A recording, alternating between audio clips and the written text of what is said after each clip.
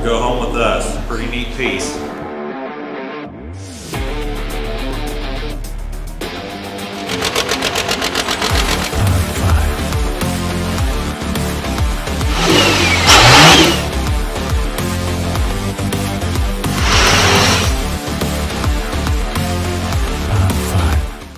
So here, the Monster Truck Hall of Fame's coming up, the award ceremony, and all the big monster truck guys are gonna be here. So our one of my good friends is gonna come and help me with the shocks here. So I actually backed this thing up on the hoist bay, and I'm gonna lift it up with the hoist and see, I wanna see how this, well, this hoist lifts it, I guess. So it's a 9,000 pound ALM hoist. I've had the sled pulling truck that I know weighs 8,000 on it. I've had a few trucks I think that are even heavier than that on it. So the axles are gonna stay on the ground. So I'm curious as I lift to just get pressure off the shocks, how the thing stretches out. We'll see.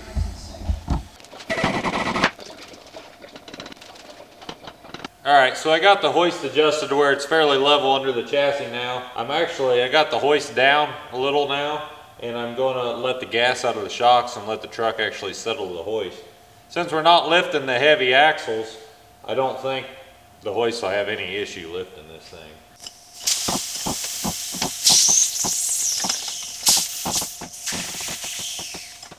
What's wrong with your leg, Ron? Old age. My body's starting to catch up to my hairline. It ain't from the dump trucking adventure, is it? You know, part of it probably is. So. Since Ron showed up, we're gonna pull the shocks off this thing. We need to revalve these shocks so it don't land like an old leaf spring truck from 1988. Because those overtime shocks should land pretty nice, but for whatever the reason, they weren't even stretching all the way out, and then when they were hitting, they weren't going all the way in, that's for sure. If you go back and watch the video of up at Butler, it was actually flattening the tires almost clear to the rim when it landed every now and then. We're gonna pull the shocks off, and we got a special guest that's going to come and help us revalve them at some point here.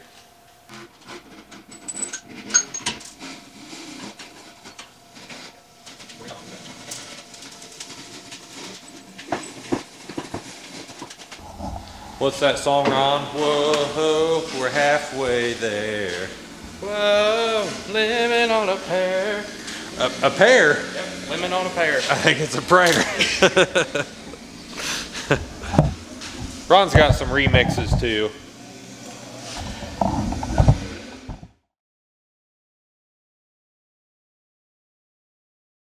So as you see, Ron helped me get the shocks off. They're right there on the table. And it was a good time, wasn't it? You're lucky you're a crippled old man. Yeah, see? My back's been hurting, so I hired Ron to come help lift this heavy stuff. And you did a fabulous job. At least I'm good for some. Yeah, there you go. And dump truck driver. Grab your CDL in no time at that rate. So there they are. They're beauties. So kind of a cold, windy day out today here in Indiana, but today is exciting because we got a legend from the Hall of Fame coming to help us valve these shocks and try to learn me something on these. Normally I do things the hard way, would be too proud and do everything myself, but I'm fortunate that I got some friends that have raced monster trucks for years and have lived through this shock deal and know the ins and outs of it.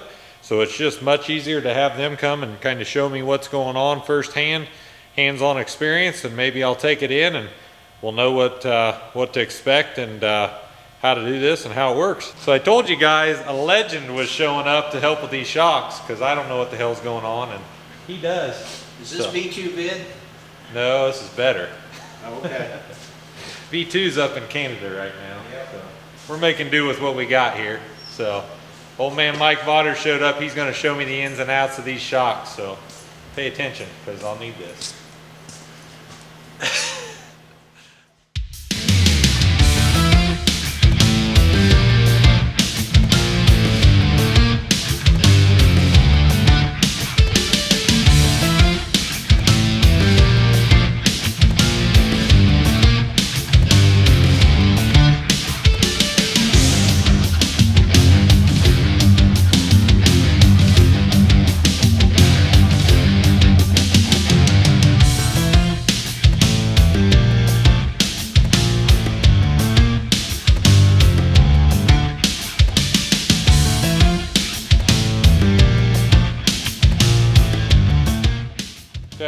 we're halfway done.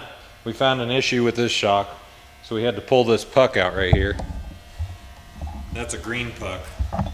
Mike says that's one of the good ones.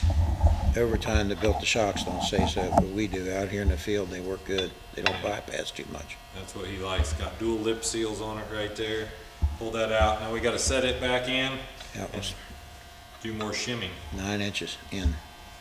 Was it 9 or 9.5? Or 9, between 9 and 9.5. 9.5, we'll say. Yeah. A heavy half. Heavy half. Yep. Old fart.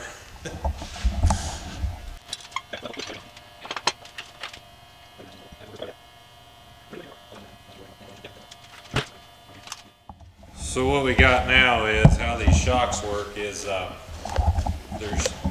this is the piston that goes up and down. There's a rebound side and a compression side, and there's shims on each side, and that's what these shims are, and they're different thicknesses and different sizes, and those shims bend as the fluid goes past and allows more or less fluid to go past at a different rate. And the sweet concoction is right there on that paper that Mike has tested over the years. That's why he's here. Making sure that camera don't go on the paper. Yes.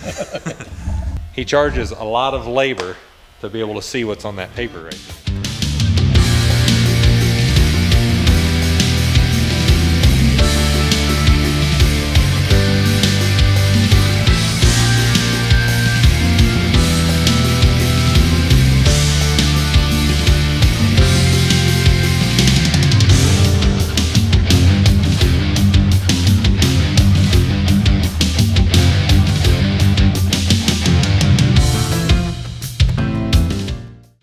See how hard Mike's working during this.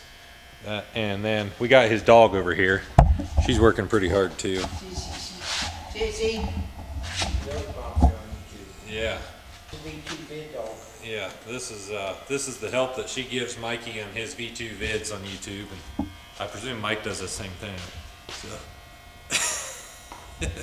Got his old fart badge. But anyhow, all the shocks are revalved now. Done, finally. Took us, I don't know, 4 hours maybe or something. Wasn't too bad really. Once we got going, Once I went and got the speed wrench. yeah, Mexican speed wrench helped a lot. So if this thing jumps and lands worse now, I'm gonna be extremely mad.